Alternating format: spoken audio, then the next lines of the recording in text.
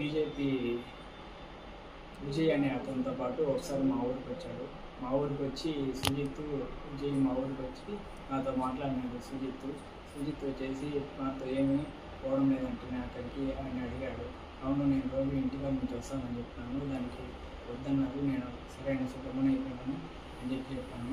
లేదు అట్లా పోకపోతే అట్ట నేను ఎమ్మెల్యే కూడా చేస్తామని చెప్పి ఇంకో పని చెప్తానని చెప్పినాడు కదా, పోతేనే కదా ఆ పని చేయగలుగుతావు, పోకపోతే అట్లా పోవాలని ఖచ్చితంగా అని చెప్పాడు. వాడు చెప్పిన తర్వాత సరిగ్గా వెళ్తాను అని చెప్పాను.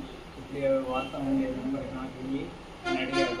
వాడు అడిగేలోపు నేను అప్పుడు కొత్త సిమ్ తీసుకోండి, ఆ కొత్త సిమ్ నెంబర్ వాడికి ఇచ్చాను.